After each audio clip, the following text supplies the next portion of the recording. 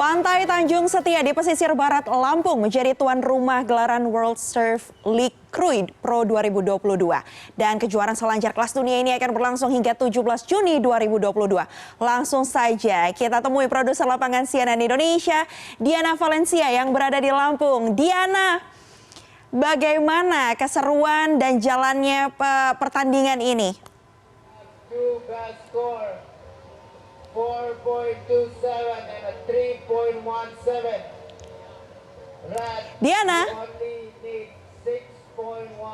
Ya, selamat sore dari Krui Mevri. Saya kurang jelas mendengar suara Anda, cukup putus-putus. Tapi yang bisa saya sampaikan di sini bahwa di hari ini sudah memasuki hari keempat Krui Pro 2022. Dan kalau misalnya saya boleh sampaikan, hingga saat ini memang babak 16 besar sedang berlangsung. Di hari ini, di pagi hari sampai dengan siang hari tadi sudah masuk ke babak 32 besar. Ada kurang lebih 8 atlet Indonesia yang berlaga dalam Krui Pro 2022 ini yang masuk ke babak 32 besar. Kalau di Men's Qualifying Series 5000 ini ada nama Rio dan juga Ryuki Waida. Kemudian ada nama Ketut Agus, Imade Ariana. Kemudian ada Bronson Meidi dan ada nama Farun Tanjung. Kemudian kalau untuk di Women's Qualifying Series 5000 ini ada dua nama, yakni Kalene Johnson dan juga Tania Izquierdo. Nah, Mevri, saya ingin menunjukkan kepada Anda animo masyarakat. Jadi memang tidak hanya soal peselancar yang hendak menjajal ombak di Krui begitu ya. Tetapi juga masyarakat lokal, karena memang ini bukan kali pertama, Mevri, Krui Pro 2022 diselenggarakan. Ini sudah tahun keempat, sehingga memang masyarakat di sini sudah tahu begitu ya, sekiranya spot mereka untuk menonton di mana, untuk siapa atlet-atlet Indonesia yang populer yang ingin mereka ajak foto, ini sudah cukup banyak. Nah, kalau sekarang memang Krui Pro 2022 ini menjadi berbeda karena seriesnya sudah naik kelas, Mevri, yakni dari 3.000 menjadi 5.000. Ini artinya perolehan poin yang bisa didapatkan oleh atlet ataupun peselancar di sini sudah jauh lebih besar. Kemudian sebenarnya juga menjadi daya tarik dari Pantai Tanjung Setia yang menjadi venue ataupun lokasi diselenggarakannya Krui Pro 2022 ini adalah ombak kirinya yang panjang dan juga tinggi. Sehingga ini cukup challenging, tapi sebenarnya gimana ya, Mevri, strategi dari atlet Indonesia? Saya mau ngajak ngomong nih coach dari Timnas Peselancar Indonesia ataupun ketua PBPSOI, Mas Arya. Yang lagi duduk nih, yang lagi mantau. Mas Arya, selamat sore Mas. Boleh nggak Mas kita ke arah sini ya? Selamat sore semua. Mas Arya, selamat sore. Mas, ini boleh disampaikan nggak sih sebenarnya apa sih yang menjadi challenge ataupun tantangan teman-teman atlet peselancar Indonesia untuk berlaga di Krui Pro 2022 ini? Oke, perlu diketahui ini adalah qualification series 5000. Jadi artinya kalau Anda menang, Anda dapat 5.000 poin. Berarti itu yang ikut pertandingan ini berarti udah atlet-atlet top dunia seperti ranking 40 ke atas.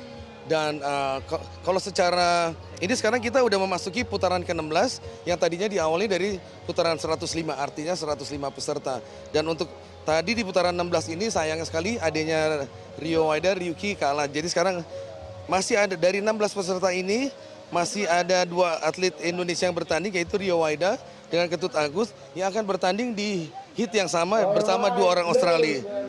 Kalau untuk challenge tantangannya, kalau untuk tantangannya sebenarnya mereka secara fisik, mentally sama teknik mereka udah luar biasa. Cuma harus yang diingat bahwa untuk pertandingan surfing bukan kendala, tantangannya adalah ombak. Ya, jadi nilai faktor keberuntungan di surfing itu tetap tinggi. Jadi artinya walaupun kita udah persiapan segila mungkin untuk latihan, tapi nasib Anda ditentukan 30 menit di laut bersama 3 lawan lainnya. Jadi ya kita harus, pas kita punya prioritas untuk dapat ombak, kita harus semoga atlet-atlet kita mendapat ombak yang mereka butuhkan untuk dapat skor yang tinggi. Mas Arya, ini setelah maju ke babak 16 besar, catatan ataupun misalnya preparation khusus begitu buat Rio dan juga Ketut, mungkin catatan dari coach gitu, ada nggak sih untuk bisa tetap fokus begitu dan memenangkan pertandingan di Krui Pro 2022 ini?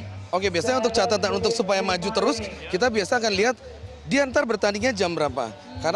Karena di laut di sini kan tergantung pasang surut ya, maksudnya karena waktu ombak lagi pasang atau ombak lagi surut, posisi ombaknya berbeda dan selalu nih kayak pertandingan biasanya sebelum mereka turun ke air ini kan lumayan jauh nih pertandingannya.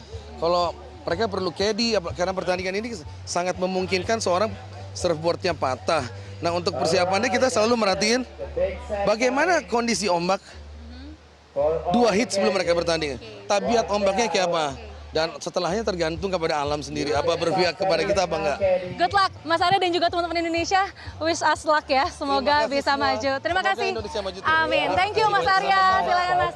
Nah, Mevri, ini memang ada banyak sekali sebenarnya atlet yang bertanding dan dua nama yang lagi bertanding adalah Rio Waida dan juga Ketut Agus. Kita doakan yang terbaik dan setelah kru ini sebenarnya ada satu destinasi pantai di Indonesia lagi yang juga akan dijadikan sebagai lokasi di WSL Pro 2022 ini, yakni di bagian Nia Selatan di tanggal 22 sampai dengan 28 Juni mendatang. Mevri, kembali ke Anda.